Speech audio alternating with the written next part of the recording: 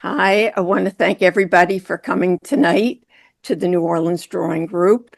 And tonight we have watercolorist David Lovenberg, whose style is wonderful and loose and colorful and free and everything I'd like to be.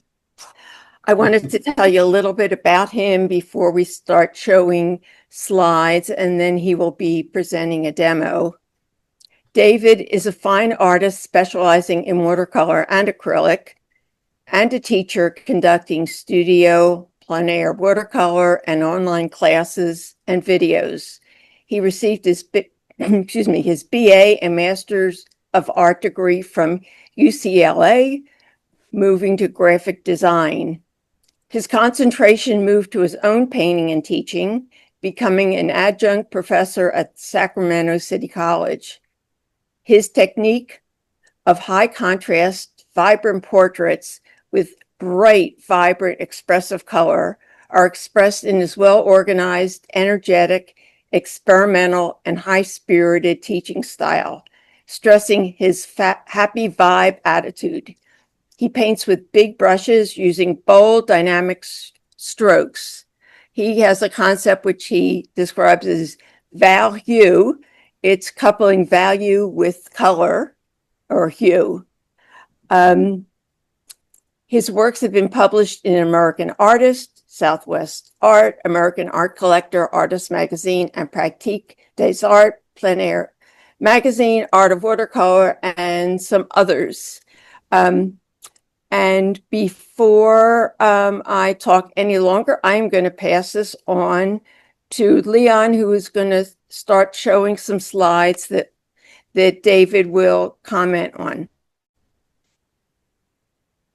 Okay, can I comment? Yes, please. All right. All that color you see on the face, the yellows, the reds, the blue, the cool blues, that was all painted on before I even, by the way, I know how to draw. I've taught lots of drawing classes at community college. But what I do is I will take a photograph. This obviously was a selfie.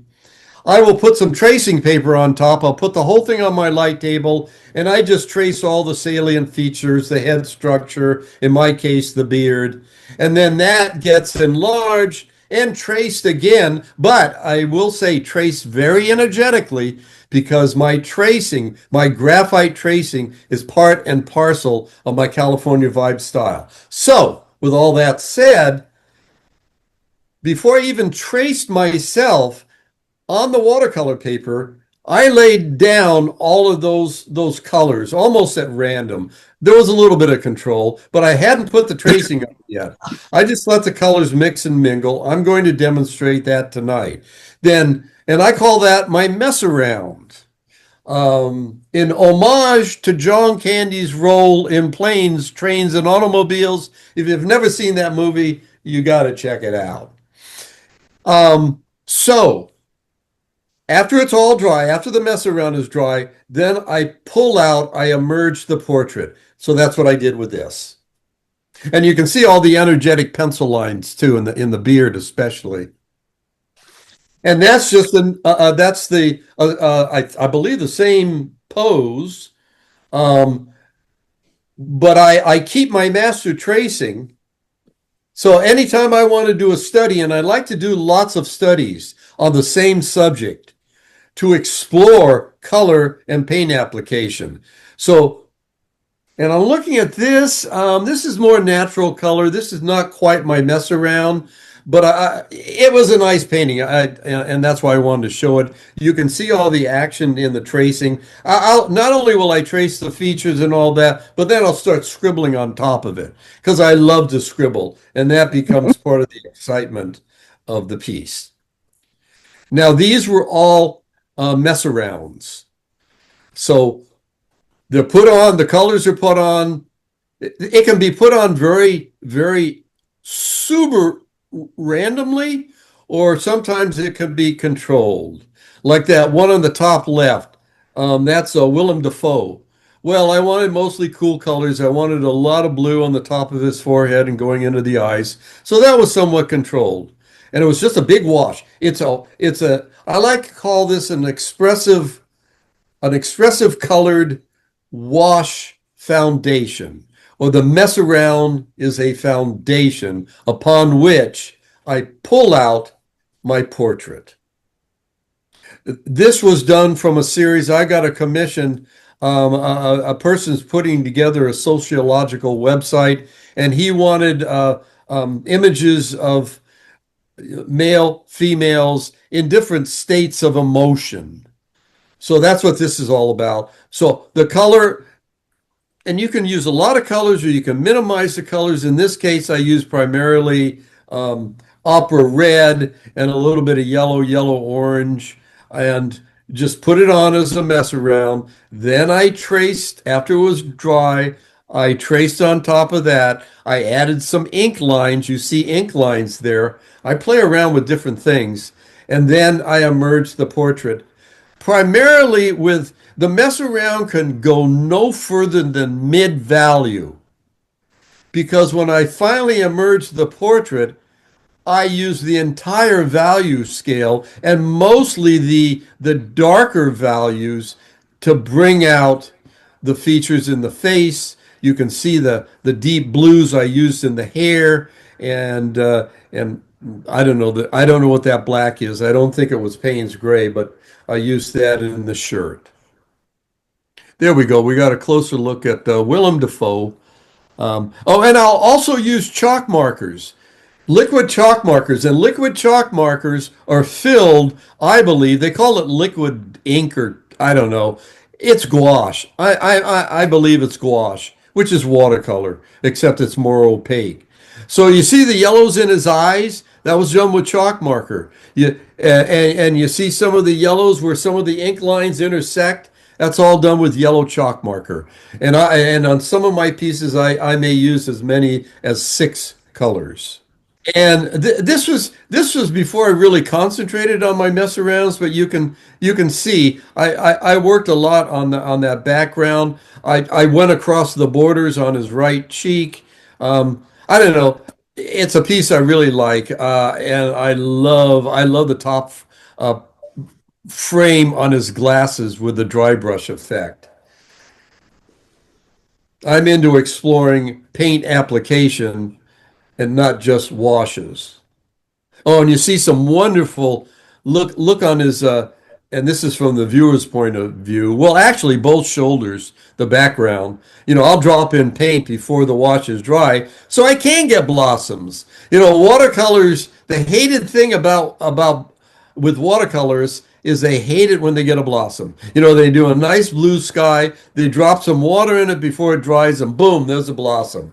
You know what? I don't care because my work is all about the vibe. It's all about expression in terms of color and paint application. So I just like to let go and have fun. But where I'm really tight, if you want to use that word, is I do know how to do. I've done many a portrait, so I know how to do facial features. All right, we're done. That was the last one. Yes. Okay. Now, can you spotlight my tabletop so I can see what I'm showing?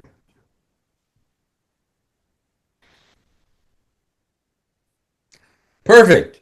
So this is my palette. So now is it now how? Oh, there we go. It was frozen for a bit. That happens on Zoom. So I got lots of mixing. By the way, all this is grunge. All my colors, come on, all my colors are right here. And then I got another big mixing area. So I can get this off screen. Now here, and I'll get through this real quick. This was the mess around that first portrait, that selfie that you saw.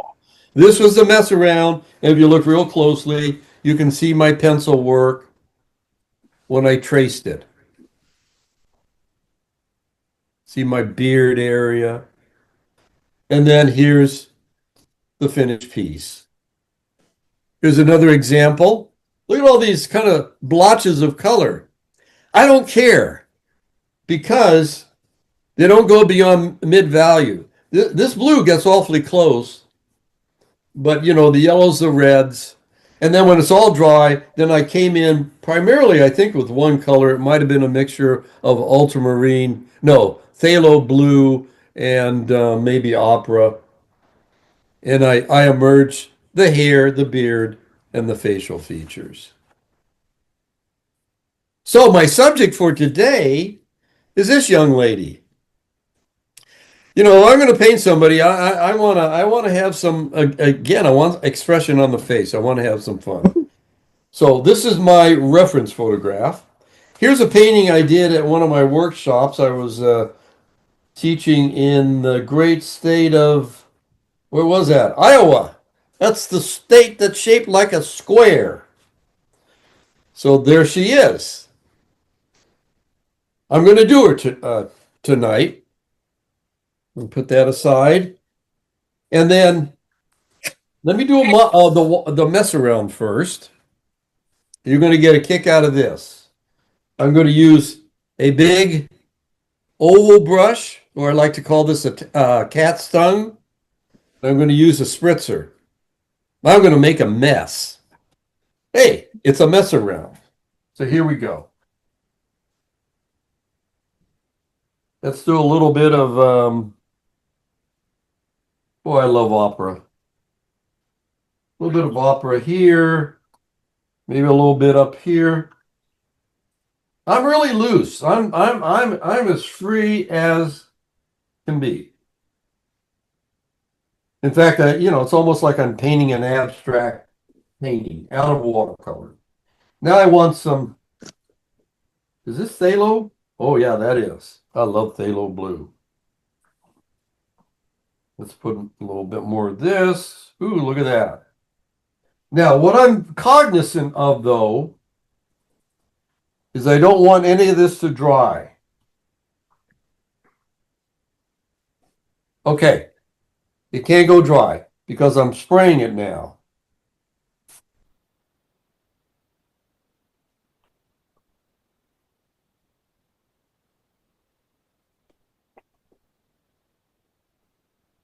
I'm painting with water.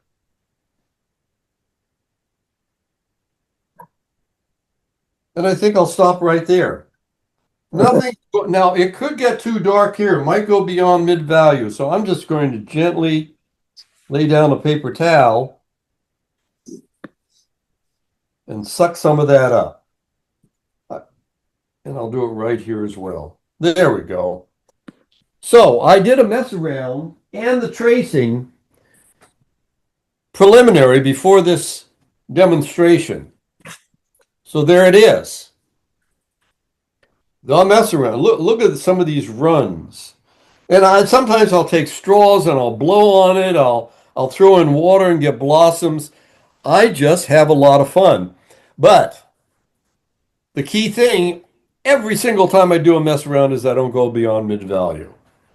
So now I'm ready to go. And you can't see it in the screen, but right next to me on the left, I got my reference photograph. So my tracings are pretty simple. I rely on my eyeball as I'm painting, and I'm going back and forth between my painting, looking at the reference photograph, laying down some paint, comparing it to the reference photograph, my eyes going back and forth. Okay, I think I'm going to use just one color. It's going to be phthalo. This is phthalo green shade. And I'm going to put in some alizarin red. So I think I will start with the eyebrows.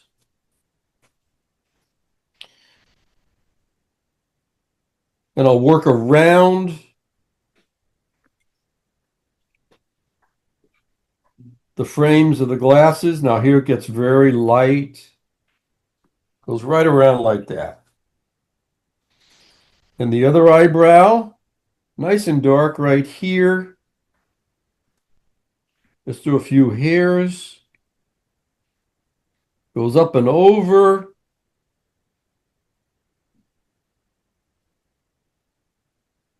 And then behind the glasses, it's a lighter value. I'm a big stickler, and I think with any medium where we're doing representational work, you know, we're looking at value, shapes, and edges. That's so important. Now, I will use a slightly lighter. I see some dark around the eye socket, not too dark, just very subtle. Let's put a little red in there. Right against the bridge of the nose.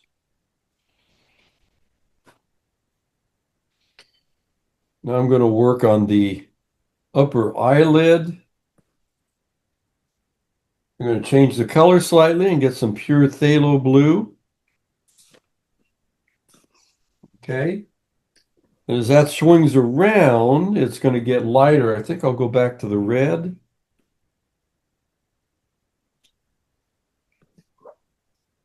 And I'll go right into the tear duct area of the eye. And now some eyelashes.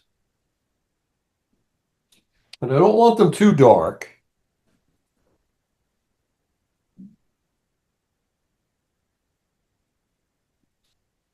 Yeah, that'll work. Okay. And let's set up the pupil, and then I'll go to the other eye. Very light.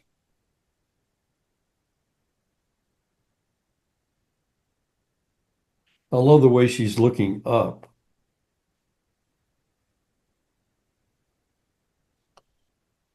Okay. I'm going to pull off some paint right here. Okay. And let's do the lower eyelid.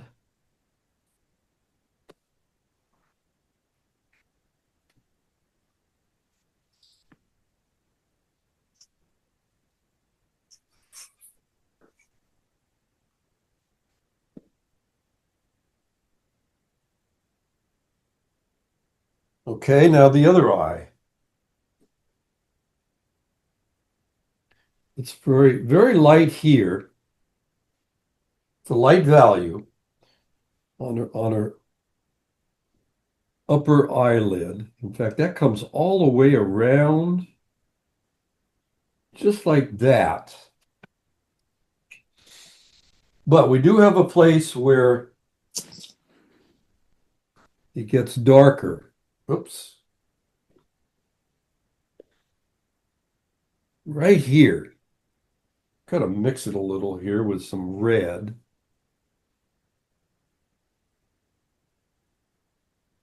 There. And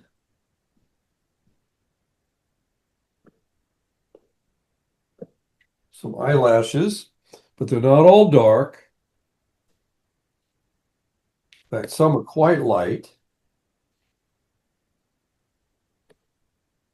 I want a little more red on this side.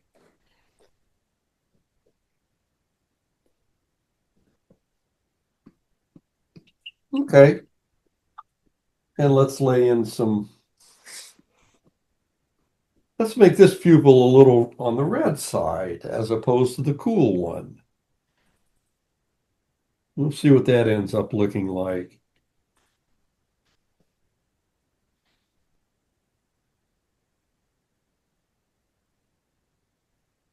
Yeah, she saw something and she's really, I don't know, surprised maybe. Oh, I want to do the lower lid.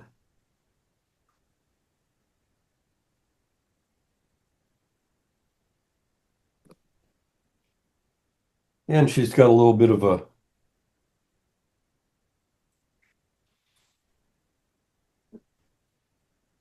there. A little bit of a crease. There's a second crease up here. It's very subtle. You know, sometimes you don't have to paint every single thing that you see. And I bet a lot of you can relate to this. I get lost in detail and I overwork. I hate it when I do that. So I'm trying not to do it. It's another crease. I'm going to go into pure red as we come around.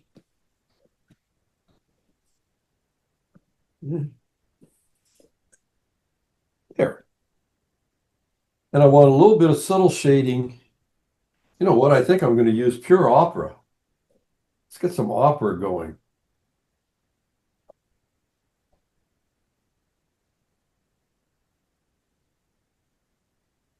Just get that a little bit darker. Okay.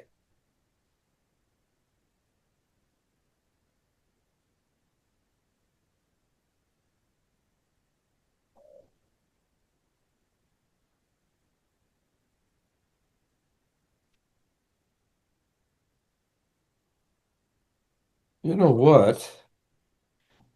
I do want a little bit, let's see, the glasses are going to end up about right here. This comes around and goes, I think I might have forgotten to trace a little bit here. There. Put the pencil down. Now I'm going to do the shading underneath the nose.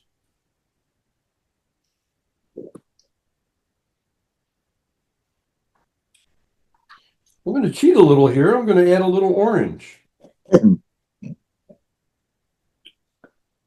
Okay, let's go in there and lay down that wash. It goes right over the nostrils. We'll get those nostrils darker later on.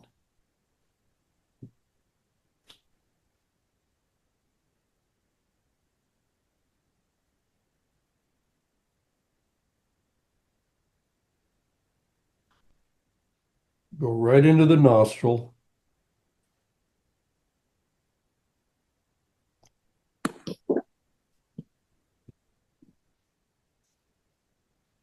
And now the lips.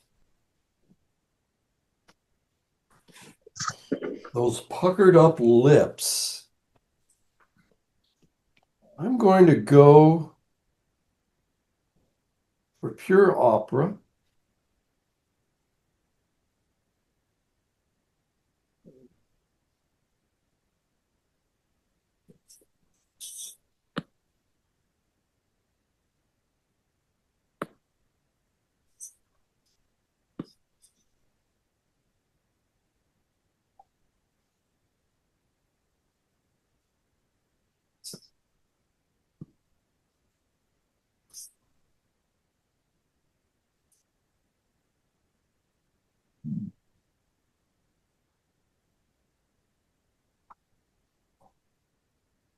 Pull off the little paint. I do want the highlight up there. Again, this is when I can overwork it. Oh, we'll see how I do.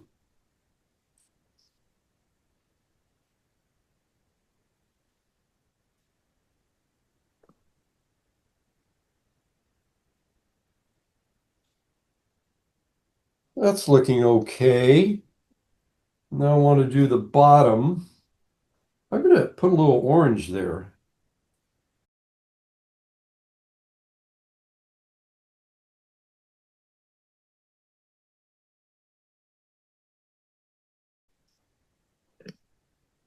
Okay.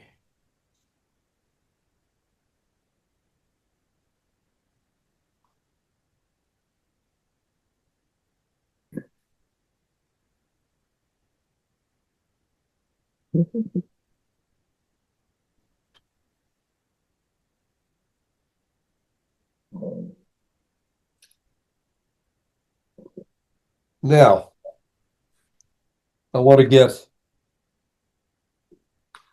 the opening of the mouth.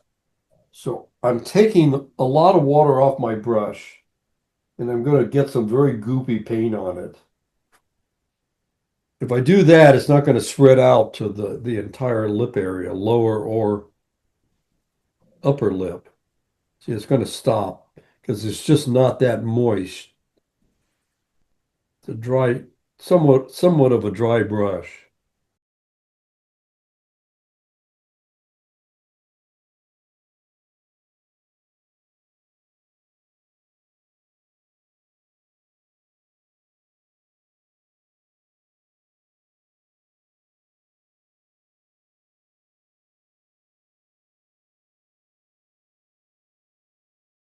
Gets dark right here where the lip is rolling away from the light source, which is above her. And then I want to get some of those creases. Those are fun. Don't want them too dark.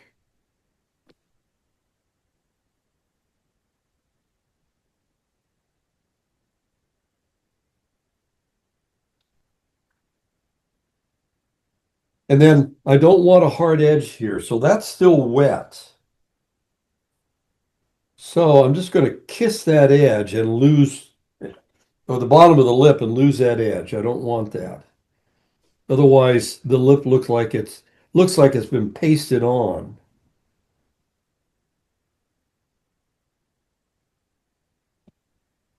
Okay, now we can go to the nostrils. Back to the nostrils.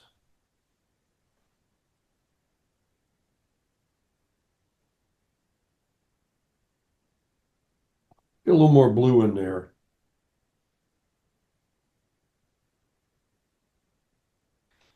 I want to get the shape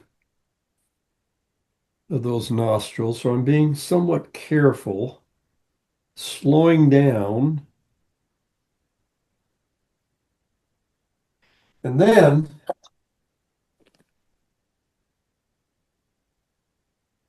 it gets a little lighter as it comes out to the surface of the rest of the nose.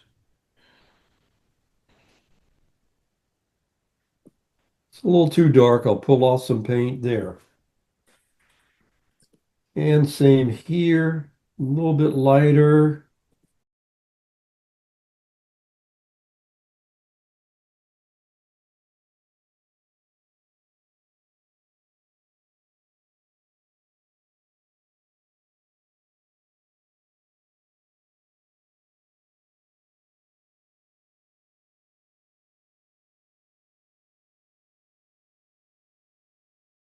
And then I like to travel around the painting. I don't like to get stuck on one spot, so I'm going to go back here.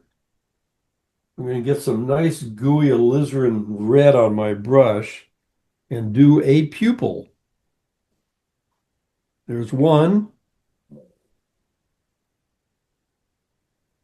There's two. I'll get a little bit more. I don't want a lot of water on my brush.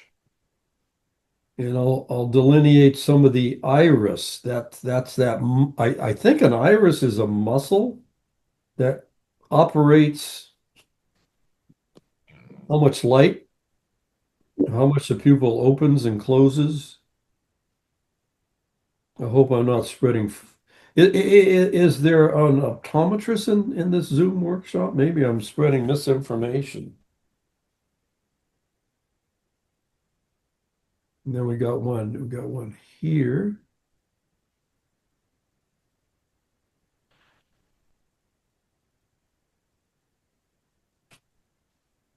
There, now she's really wide-eyed. Okay. I don't know if the eyes are exactly the way I want it, but I'm not going to overwork it. Again, I like to travel around the painting and see how everything works together. You don't want to get too obsessed with one part. All right, how about I do the frames of the glasses? So now the question is, what color? Well, maybe I'll just go to opera. So we got this bar going across like that.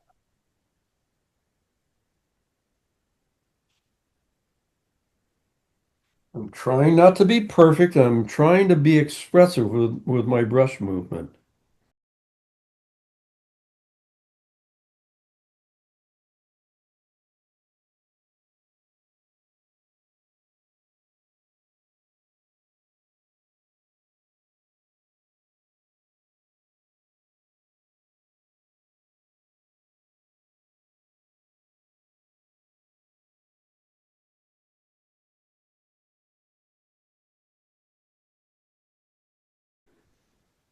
And it's funny, when you do glasses, you don't want to, or at least I don't want to do the entire frame. I like to break the frame up. I'm not exactly sure, but it just looks more natural that way.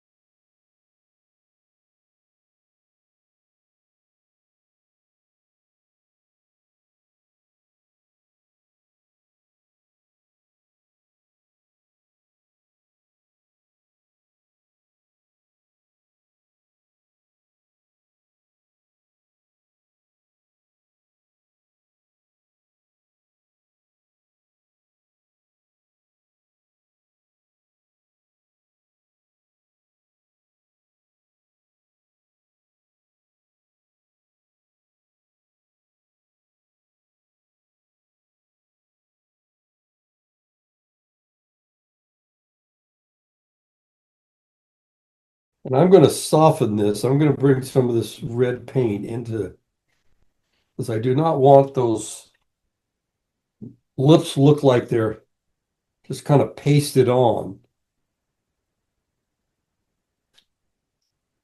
There.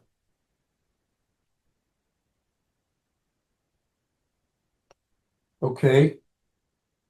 Now I can do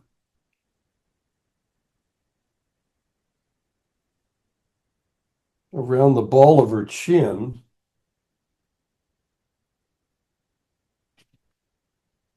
a little neutral, few neutral colors.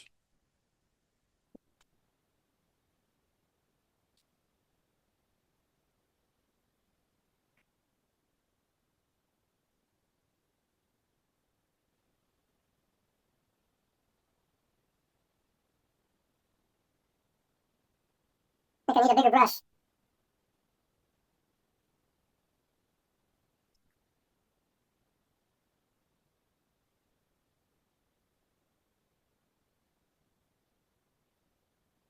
Bringing out the jawline. Maybe I should get some green on that side. And I have some on my palette.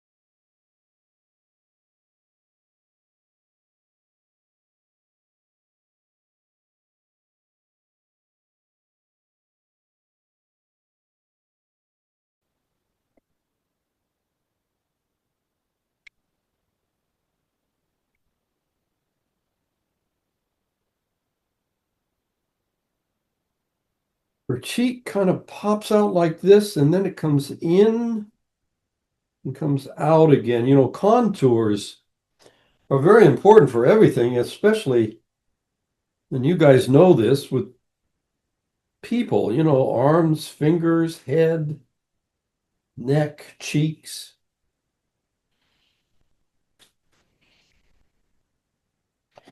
Okay, let's do the other earring. I may just go very light on the top. Otherwise, I'm going to. I love the white frames of the glass. I mean the glasses against the white of the paper. I'll put just a little bit in here, maybe a little bit stronger right here. So I've got a better segue from light to dark. Yeah, that's looking okay.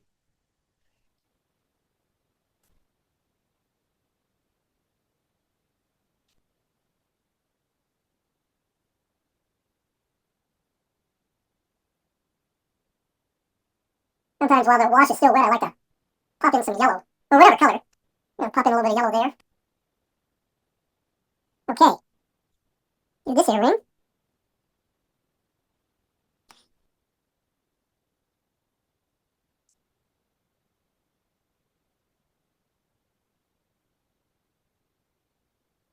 Now I'm gonna have to turn my painting, so it's easier for me to get around the earring.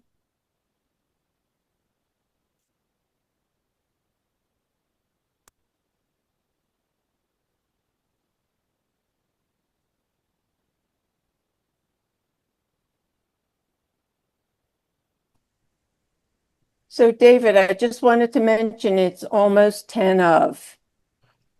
Yeah, and you know what? I'm getting to the point where I'm getting tired. And by tired, I mean I'm getting to that point where I've concentrated so hard that I need to give my eyes a rest and come back to this painting later. Look, I I'm would like to bringing up- see how you do the whites of the eyes. Hey, that's exactly what I was thinking, and that's exactly what I want to demonstrate. Thank Let you. me do one more lick here. You're going to let me do one more lick, aren't you? Of course. I'm not asking for that much. Come on. It's so amazing.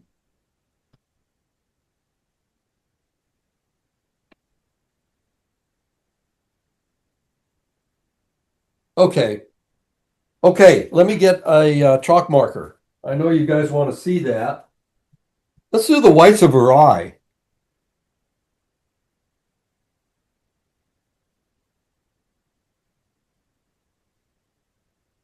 And we'll put in a little highlight.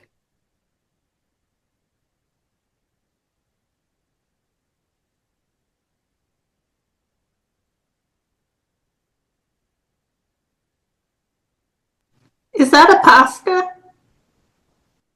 This is just simply this is a good brand. This is a Bistro Chalk. Let's see here. How can it? Bistro Chalk Marker. There are a lot of different brands out there, by the way. Look at that. And also, it's gouache. It handles like watercolor. Like, let's say I want to soften this a little. I'll just take a clean brush and go in there and soften it. There. And maybe I might want a little bit of highlight on the nose, the bridge of the nose.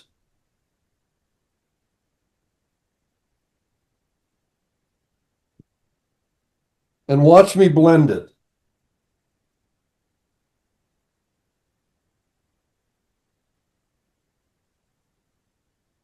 And then I definitely want some. Is that running out? I don't want to use that. Oh, that's better.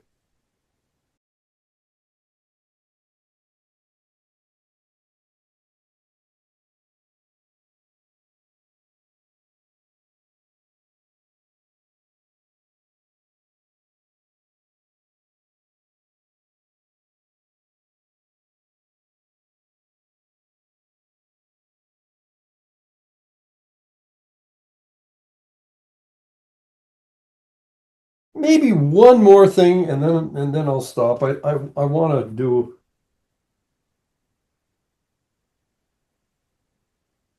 I am going to sacrifice some of that mess around color. That's okay.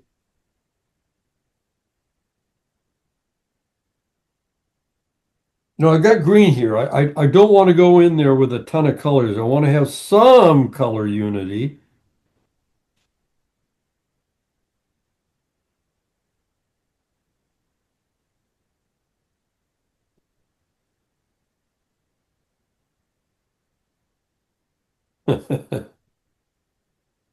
Oh, that's kind of fun.